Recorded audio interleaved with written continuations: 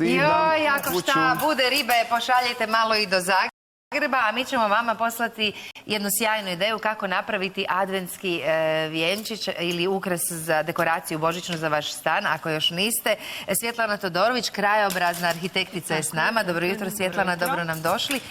Osim što ste Franu divno zabavili, jer svako dijete voli ovako igračkice, vi ste nam zapravo odlučili pokazati kako na vrlo domišljat način napraviti vjenčić. Odlično. Naime, znači svako ga može napraviti, svako može nabaviti ovu žicu s kojom se Frana igra. Znači, malo tanju i malo deblju, s kojom će složiti osnovnu konstrukciju. Znači, deblja služi za osnovnu konstrukciju, a ova tanja kao mikroelement za popunjavanje, jer moramo sve te nekakve elemente još uključiti u tu. Znači, ponavljaj. Znači, gradivna konstrukcija. Ti možeš lijepo zavinuti. Evo, viš ovako to treba ispast u konačnici. Dobro, probat ću. Možeš i manje, ne mora tako veliko. E sad, znači, omotali smo, dakle, prvo smo tu žicu uz najprije pomoć nekog alata ili rukama? Uglavnom rukama. A, rukama. Rukama, malo čvršće, to smo dali zato njemu. Uglavnom ručicama. I onda na to sam instalirala ove prvetice sa opet nekim građevinskim vezicama, malim vezicama koje mogu služiti za električare i slično. Znači, to je prvetica. Treba zato građevinska dozvola. Možete ih u ljekarnama kupiti ili slično, dakle, male vezice s kojima se... U prodavnicama građevinskog materijala ili električnog materijala. Znači, sve se to može nabaviti, sve to možete s lakoćom pribaviti i kreirati, naravno, po želji kreaciju, napraviti jednu zanimljivu. Ova će biti super. Ovo će biti isto zanimljivo. Jako dobro je to, Frano. Kako da ne? Još smo stavili dolje, to je, moramo još reći... Ovo je jako bitno, dobijamo jedan poseban ugođaj. Evo ga. Pogledajte se, znači, cijenjeni gledatelji. Da. Jedno ogledalo koje možete u bilo kojoj staklarskoj radnji dati napraviti. Ovisno o promjeru, znači samog kruga. Jer to baš daje poseban i... Da, ugođaj. Dobije se taj 3D još dodatni i refleksija žice i vode i elemenata i svijeća koje će doći naknadno u sredini. Znači, fokusirat ćemo... Ako želite staviti svijeće u žicu, znači ako ne želite da vam budu monolitne u sredini, samo za njih treba napraviti mjesto malo. Znači, i staviti u žicu. Nije bitno da li kapa ili ne, neće se ništa zapaliti, praktično je jako. To je najraskošniji, avangardni adventski vjenčić, ali mislim da će biti jako dobar. I uz sve to možete ga koristiti i nekoliko godina, jer je od žice neće se ni... Ali može i razne prigode. Kad se skinuje prvete, on znači može biti i uskršnji aranžman. Pa može i sa prvetama, pa stavimo recimo jaglace ili ne znam, neke proljetnice. Ranunkulice, sunovrate, može svašta ići unutra. Slatko može. I naravno, uključiti se mogu i ostali elementi. Samo ćemo malo pogledati iz izloga B. Bravo, što kolega radi. Sad, kad smo napravili konstrukciju, što će Frano tamo negdje oko sljedećeg Božića napraviti, što onda možemo staviti? Možda oko Uskrsa. Znači, onda ćemo ga ići ukršavati. Ja ću danas probati napraviti jednu malu iluziju, jednu snježnu iluziju, pa ću upotrijebiti ove kuglice koje su prozirne. Upotrijebit ću, znači, isto tako jedne srebrne kuglice i dvije nijanse, znači, jedne sjajne i jedne mat bijele kuglice, jer imamo bijele svijeće. Znači, mora nam biti snježno ledeni. On će nam biti snježno ledeni. Čime ćemo ih vezati? Fiksiramo ih ljepilom. Da, znači, s silikonskim ljepilom ili nekim drugim ljepilom koji može... Ajmo mi to pomalo pikati. Idemo mi krenuti. Inače, cijenjeni gledatelji, dobra je prilika da i vas pozovemo, da nam pošaljete na našu Facebook stranicu fotografiji vaših adventskih vjenčića, da vidimo kako ste vi to odlučili ovog Božića ukrasiti. To ti avangarda, vidi ovo, ha? Pa dobro, isto samo je. Salvador Dalí. Pa nije loše. Odlično. Evo su ruke. Evo ga, da ne kažete da mi na Dobro jutro Hrvatska ništa ne radimo. Čiste ruke, ali bolje da je čišći obraz. Evo, hoćemo li sad samo prvo prozirne? Idemo sad malo prozirne. Znači, evo tu možda od napred da vide naši gledatelji bolje. Isto tako, bitno je da ih instaliramo u sam vjenčić, znači unutra. Hoćemo sad jednu srebrnu. Može, ajmo jednu srebrnu. Znači, ja ću je otkinuti. Bitno je malo samo da se stavi silikonskog ljepila i da to bude negdje u žici, recimo, eto tako. Hoćemo i koju bijelu? Idemo bijelu, skidamo, znači ove ukrasiće, ove dodatke. Mi ćemo sad polijepiti ove kuglice. Poslije ćete mi reći što ste namjerili sa imelom. Da, imelica i nerine koje će isto dati jedan poseban ugođaj. A mi ćemo ovom posebnom ugođaju dodati i ono što se događa ovog trenutka u Bogovićevoj. Marina ima još jednog sjajnog gosta. Mi ćemo ostati još uz ovo lupkanje, kuhat ćemo i nastaviti raditi naš adventić. Sad ćemo dodati ove lampice. Znači lampice, ali ovo je zgodna stvar zato što nam je ova lampica na bateriju, znači mi je uključimo i isključimo kad želimo. I nisu predugačke i lijepo se mogu instalirati. A mogu se isto nabaviti, nije problem, danas ih ima dosta. Znači uključit ćemo i taj element da nam stvara jednu posebnost. Jedan poseban ugođaj na svjetlo. Ne, ovo ne služi uopće za tebe, mada dolazimo napast, nego ovo voda u kojom ćemo do pola? Do pola. Do pola puniti naše prve. Čak može i više malo. Odlično, super. Kako bi stavili cvjetiće unutra? Cvjetiće i melicu. Pa imaš i na drugoj strani, sve si potrošio. A imamo još vode. Ima vode. Ali moraš staviti malo ovih unutra.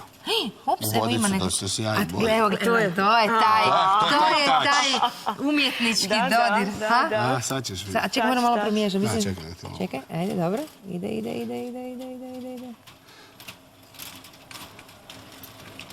Ima nešto malo. Ima. Ima tu, da, ima i dosta. Ali imaju vodu da vidimo. Joj, Bože, njih 2-3 sata rade, vidi, ja već gotov. Pa vidi, kad smo mi malo si dale više posla, na kraju ćemo dodati, dakle, ovdje i cvjetiće. Cvjetiće i melu. A imamo i zvijezdice, hoćemo i zvijezdice sad. Aha, i zvijezdice. To samo ćemo ih skinuti sa ovog. Da. Baš pričamo kako je teško zapravo pogoditi vodu u epruvetice, jer je puno žičica, pa treba pažljivo prići, ali evo, nekako smo napunili sve epruvetice.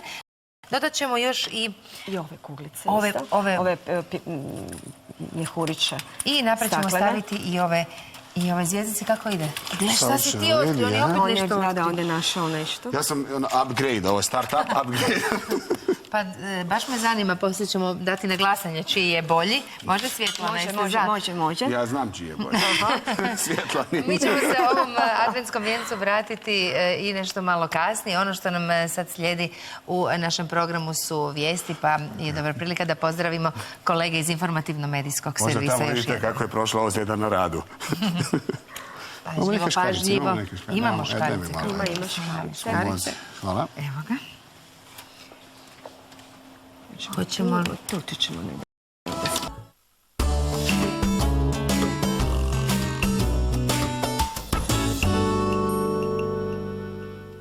Esteta, Frano.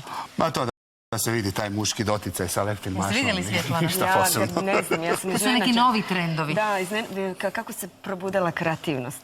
A znate, mi dečki smo u stvari puno nježniji nego što to na prvu ruku izgleda, pa evo, probudile su se one traume iz likovnog i iz... Nema još koja, aha, sve smo napunili. Dok mi pripremamo ovako polako naše vijence da bi bili vama prezentni, da možda se vi odlučite na nešto slično. Kako smo cijeli tjedan upoznavali vrhunske fotografe, ne preostaje mi ništa drugo nego pozvati vas da pogledate ove dvije simpatične moje dame koje su se smjestile. Sad će Mare odraditi jedan foto session Karmele Vukovcolić. Dobro jutro, Mare Milin je s nama.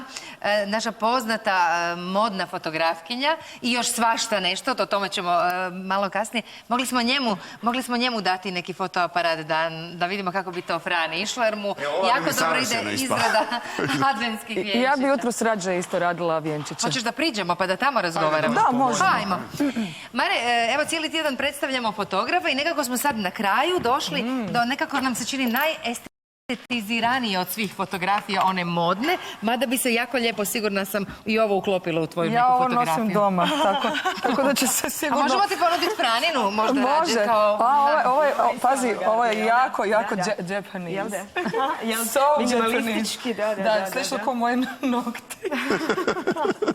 Ovo je najnoviji trend, Karmela. Pa dobro, ali vjerujem da bi ovo bilo teško nama lajcima fotografirati, sve se sjaji i blješti, a vama je to profesionalcima ovako. Je, ali ove stvari koje se zovu tabletop, znači kad se fotografira nešto što je na stol položen, zaneseš se, onak malo se sagneš, pa onda tako ostaneš 1-2 sata i kad se digneš, hodaš ko To je zapravo neandertalac. fotografija, je težak fizički rad, to nam hoćeš reći.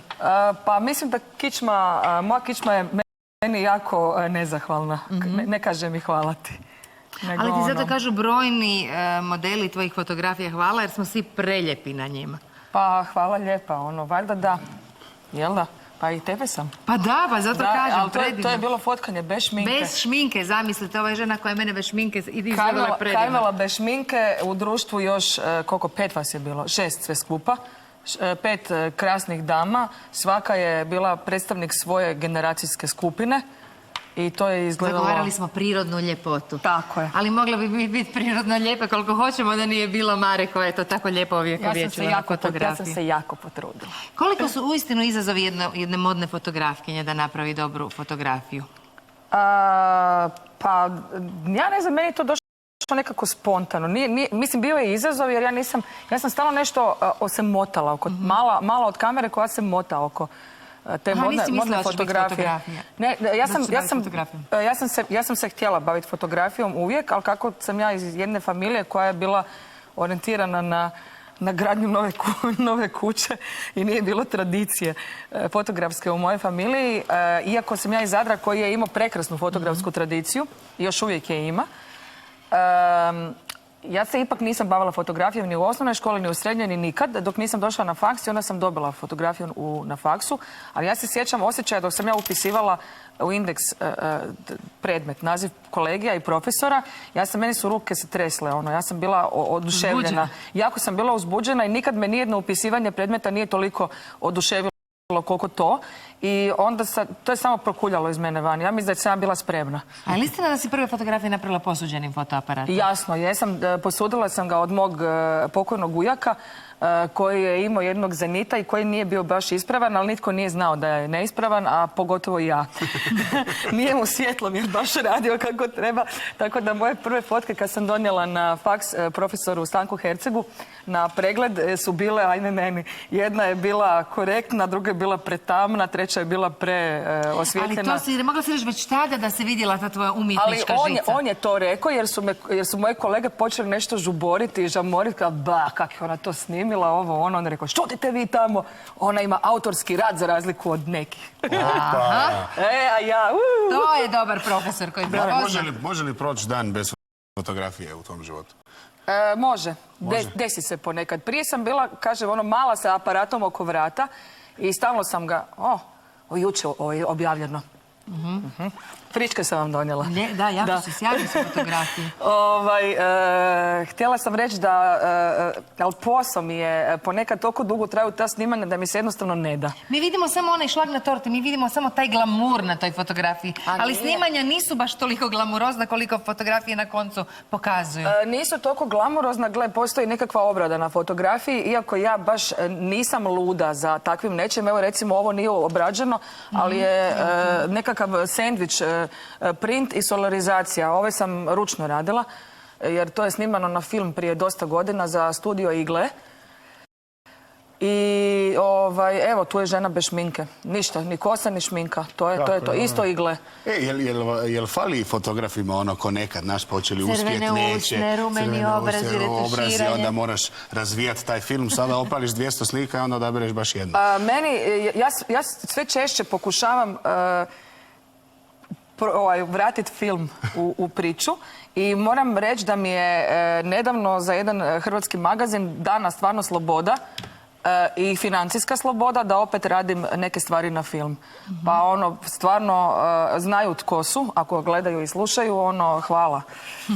U koju kameru da gledamo, trojku, hvala. I samo da mahnem, jedan mah, gledaj se, to je zarazno, vidi, to je zarazno. Selfija, Svjetlana, dođite i malo bliže.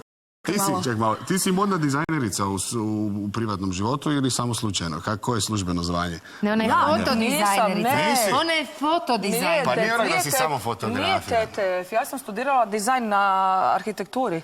Pardon, interfakultetski studij dizajna pri Arhitektonskom fakultetu u Zagrebu. Znači, skoro da ste kolegice, ali Svetlana je krajobrazna arhitektica. Ali na agronomiji. Znači, mogli biste se naći u ovim dizajnerskim vodama, ali ti si se okušala i u spotovima. Jesam 15 komada iznjedrila iz sebe sam... Po tome si nama nekako kolegica. Pa imam iskustva s kamerom, iako da me netko stavi na bilo što od ovog tu u studiju, ja mislim da bi zazujala i izgubila se potpuno. Ma ne, pa bi bilo opet umjetnički rad. Da. Evo vidi se, pogledaj sad ćete vi da zna i kameru radi. Dođi Mare, dođi tu, dođi na drugu stranu. Evo posudit ćemo kolegice vašu kameru. Žensku kameru. Sad će ti Mare složiti kadar. Dođi Mare, stani, pazi samo da ne zapneš. Di je zebra? Nema, dakle pokušaj zoomirati što ti srce želi.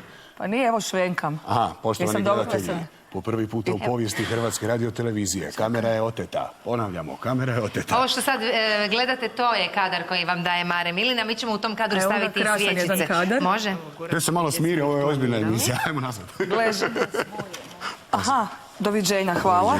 Evo, naučila sam švenkat televizijsku kameru. Pazi, to je opasno jer kad se navučeš jednom na ovako nešto, onda nam često dolaziš. Onda je gotovo. Znaš kako je televizija? A niste me nikad, bila sam 1000 puta na ovim emisijama, ali niste me nikad pustili iza kamere, ali uvijek sam bila pred kamerom. A sreća pa nemam tremu ni od čega. Ajmo, nemoj tremu, molim te sad bez treme, za kraj još posipaj ovaj čarobni vilinski prah po našem ovom prekrasnom adventskom vijencu i morat ćemo se oprostiti od naših gledatelja. Znači, ima nekakva naputak ili mogu samo lijepo napođenje? posjećamo. Ok, malo soljenka, paprenka. Posjećamo, to je taj završni. To neki vjetar puše.